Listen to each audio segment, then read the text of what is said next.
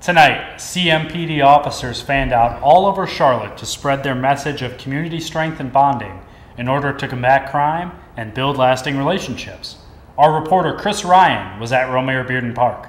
Tonight, CMP along with many different neighborhood residents in Charlotte met together to discuss not only crime trends in the area, but they also spent time learning how to bridge the gap between law enforcement officers and the people they serve. On the second Tuesday in August of every year, going all the way back to 1984, the National Association of Town Watch hosts a national night out all across the United States. Each year, communities all over the nation celebrate the special bond they have with their local law enforcement agencies that serve them. This celebration kicks off an intensive month-long community meeting schedule every August that sets the tone for the rest of the year in Charlotte. CMPD is excited about the participation level of so many neighborhoods, including those with a fragile history. To build trust with the community is crucial, and events like this help that process. A National Night Out could be one of the single most important events that you can have in order to create that bond with the police, with the community and each other. Now, CMPD believes it is important for all of their officers and detectives to participate in community events regardless of their assignments. It's showing the human element of us, like you're meeting us in a non-confrontational space. Puts us in the community to give community members an avenue to talk to law enforcement one-on-one or as a group, depending on what they're comfortable with. Although this night is highlighted each year, CMPD says it is crucial that the community and the police department maintain an open line of communication.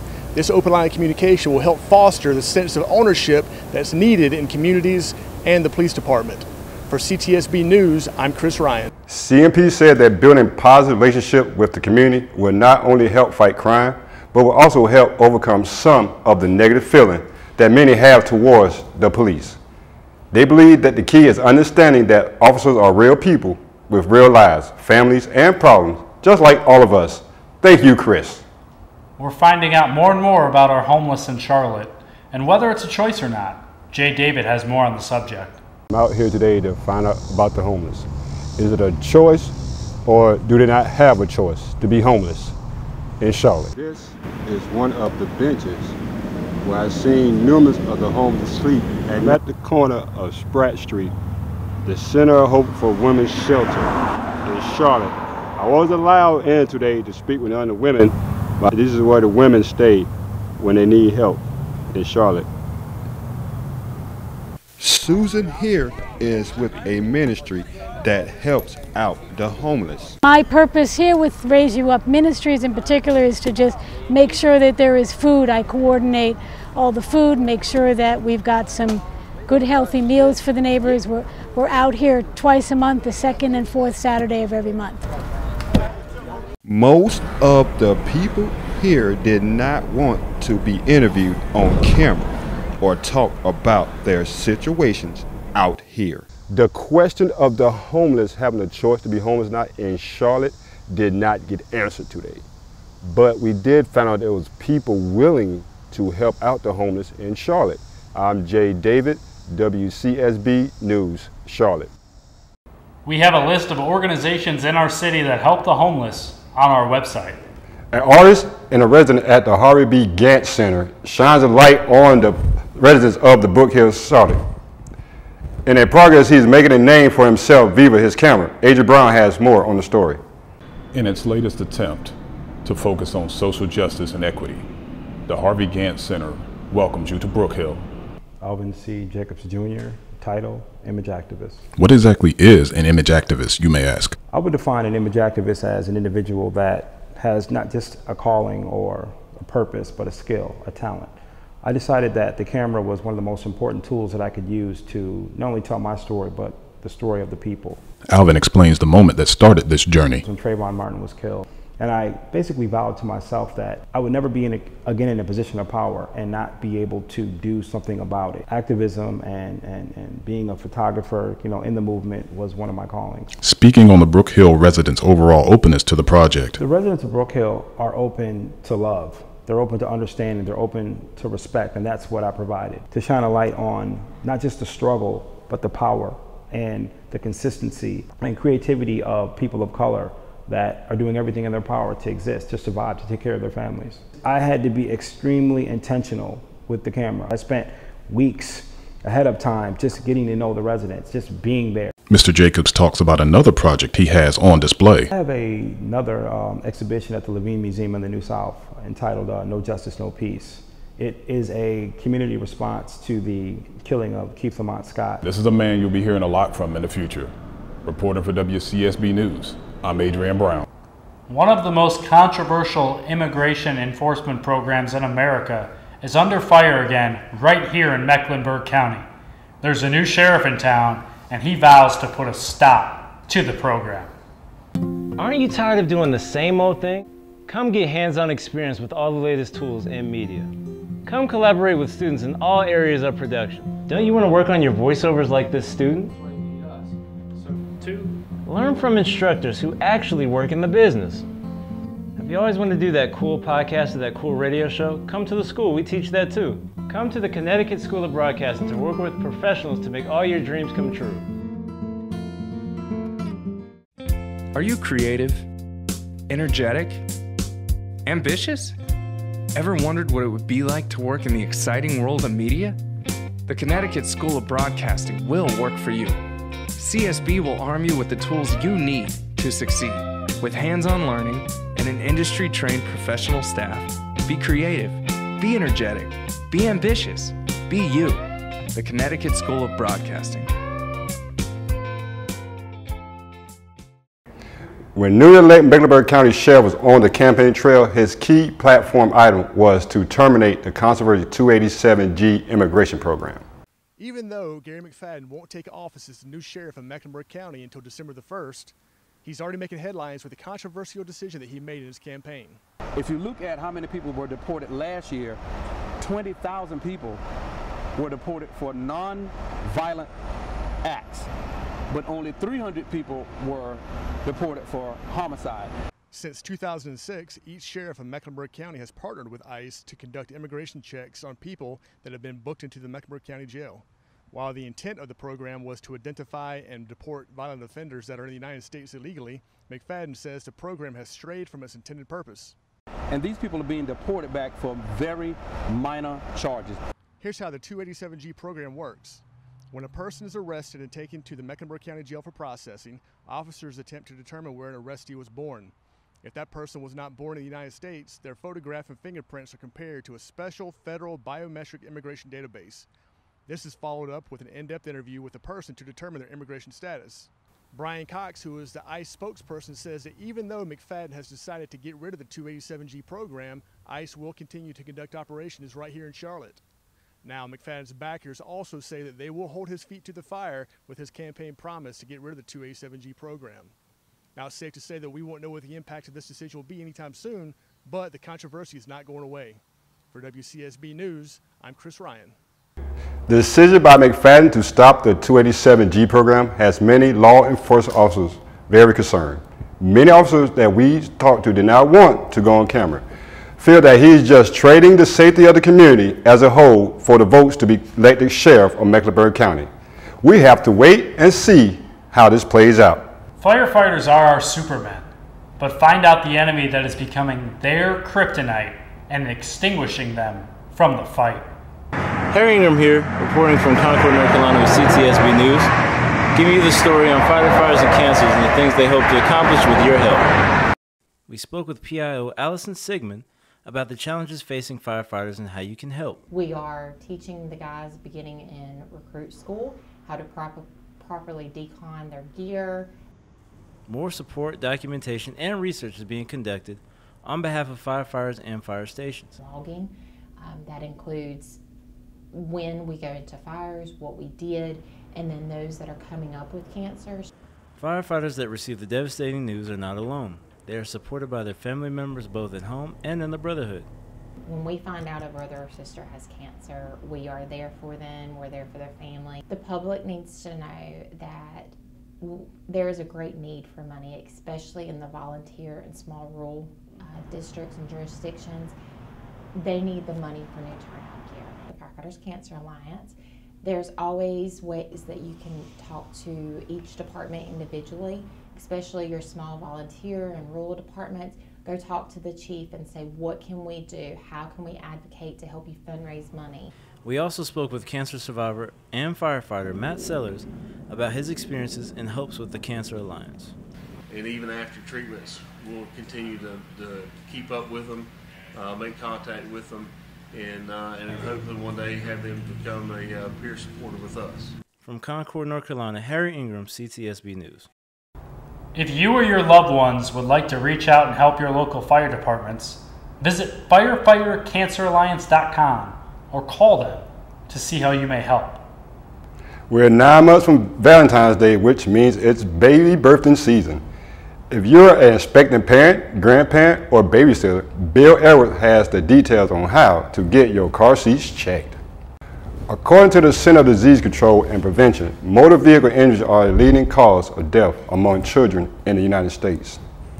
During 2015, 663 children ages 12 and younger died in occupants in motor vehicle crashes.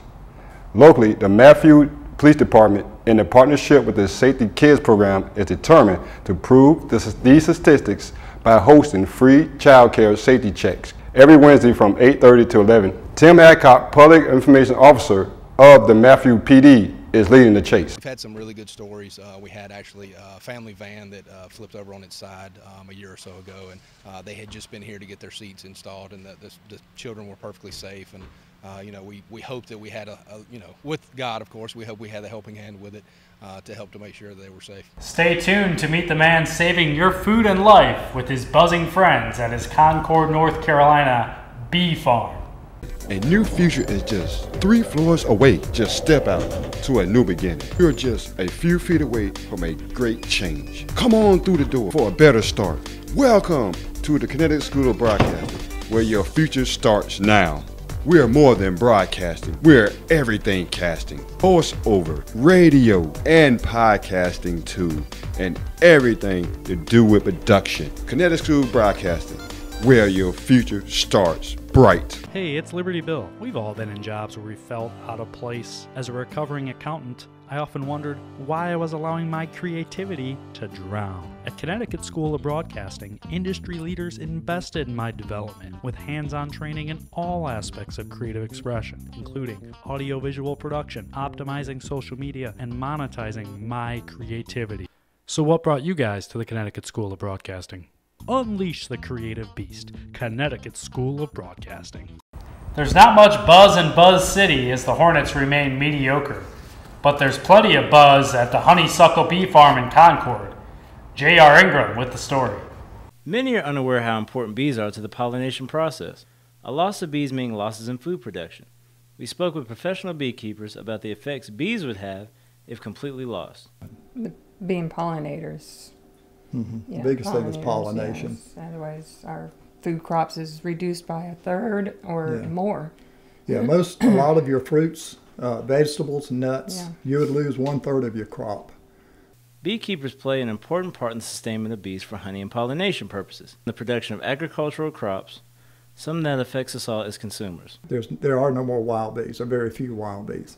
If a beekeeper is not around, you're not going to find bees. From Honeysuckle Bee Farm in Concord, North Carolina, Harry Ingram, CSB News. For more information on how to support bee farms and their products, visit honeysucklebeefarm.com or beefarmamerica.com. Yes, parents, it's that time of year again. Back to school season is upon us. Let's see what Jay Bowman and Alex Jones have for us after talking with people within the community. Pro Style Barbershop's annual back-to-school drive has been helping the community with book bags and supplies that they need. Besides book bags and supplies, the barber was giving out free haircuts to all the kids who showed up. We actually do this just because of the area we're in. We know what it takes to start back to school. We know, it's a low poverty area this way, and it's always an honor to give back and be a big part of the community. I think this is an awesome job, what he's doing. He's giving back to the community, and I really stand. I think it's a great job that they're helping kids out. With the start of school right around the corner, 19,000 employees and 147,000 students in the Charlotte-Mecklenburg area will be getting ready to start this 2018-2019 school year. I caught up with a teacher and a couple of students from Lake Norman Charter in Huntersville, North Carolina, to hear their thoughts on the upcoming school year. From motivating bulletin boards, bright and inviting classrooms, teachers try to ensure a safe and engaging learning environment. Although success is a priority, building relationships between students and teachers seems to be the #1 focus and excitement surrounding the back-to-school vibe. The thing I'm looking forward to the most this year is Builders Club. It's a service organization here at Lake Norman Charter. Lake Norman Charter is a K-12 grades college preparatory charter school that prepares students to be community leaders who demonstrate a lifelong desire to learn, lead, and serve. This final week of summer is sure to be filled with last-minute school shopping, classroom organization, and checked-off to-do lists as teachers and students eagerly await the start of the 2018-2019 school year. I'm Alex Jones with WCSB News. Baseball, magic, and coffee are all thriving in the Queen City. Stay tuned for all the details. A phone call leads to a tour. A tour ignites a spark. A spark becomes a flame.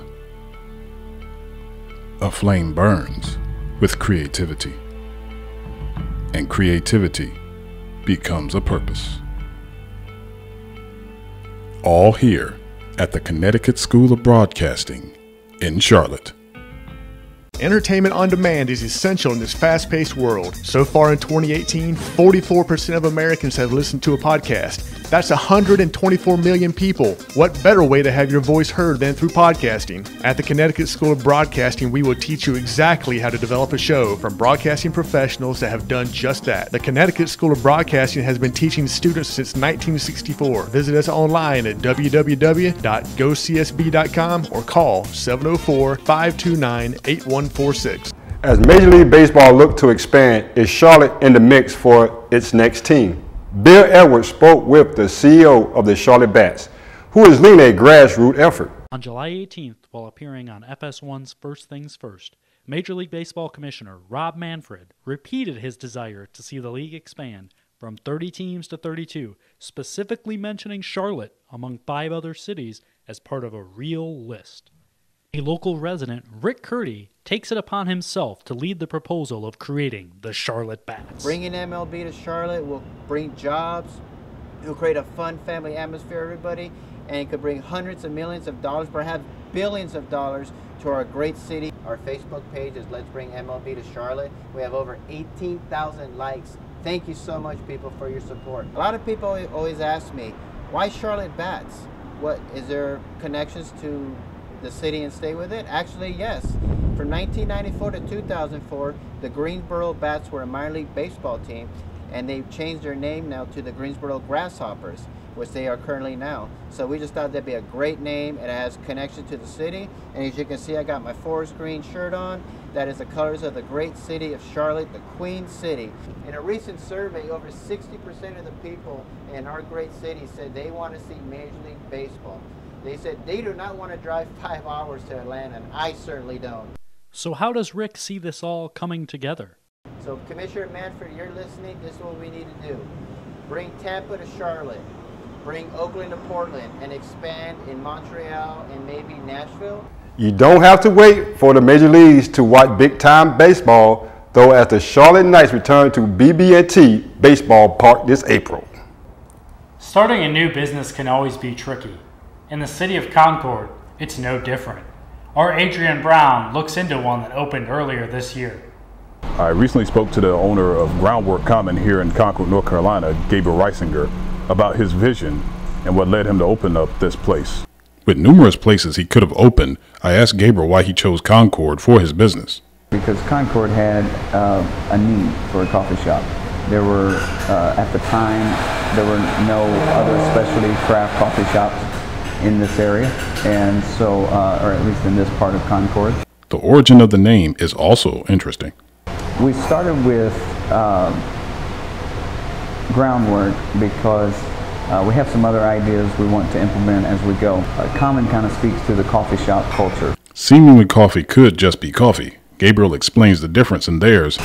We make everything in-house, and if we can't make it in-house, we source out to someone that is local that does. The word has already spread of interior expansion and groundwork. So we have a space that's attached, another 1,400 square feet. I have people already that are asking us to rent that. And no coffee shop would be complete without tasty treats and a sense of socializing. We have a few staples such as our cinnamon roll and our praline cake. We have people that you might not would expect to ever connect that are connecting. And laying the groundwork for relationships here in Concord. Reporting for WCTSB News, I'm Adrian Brown. Who's your favorite sci-fi character? Batman? Luke Skywalker? CSB reporter Jeff Haddix is on the scene at Imagicon, the Imagicon Center's own little Comic-Con. Reporter Jeff Haddix standing out here for the Connecticut School of Broadcasting at the Charlotte-Mecklenburg Library. Today's the Imagicon Festival. We're going to go inside and participate in some fun activities. Imagicon is a safe space for children and teens to congregate and celebrate their love of sci-fi and comic book culture. The event went off without a hiccup following a sewer-related disaster just one day before the big event. We spoke with the event master general, Lana. So Imagicon usually takes place at the Imagicon Library building, which is just a couple of blocks away from here. Unfortunately, they had a pipe situation happen below Google Fiber. They punctured a pipe. Define pipe situation. It's a pipe situation. Oh. It's a sewage situation. So despite the controversy surrounding the previous day, Imagicon went off without a hitch, offering several activities including characters, drawings and pictures, and even a parade led by Darth Vader and a bubble machine. Do you ever get tired trying to take over the entire galaxy? So Luke Skywalker, you ever get your hands on him, you just want to just choke him with the Force? You ever thought about it? That's a yes. When them stupid kids blew up your Death Star that you guys spent all that time working on, were you a little mad? No matter what your age, Imagicon brings fun for the whole family. Back to you. You can log on to Imagicon.org to find out more about upcoming events.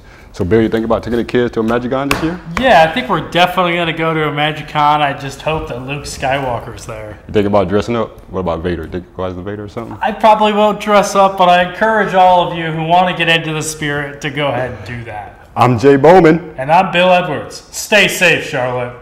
Are you still left in the dark about life? Voiceover, podcasting, radio broadcasting, video editing, news broadcasting,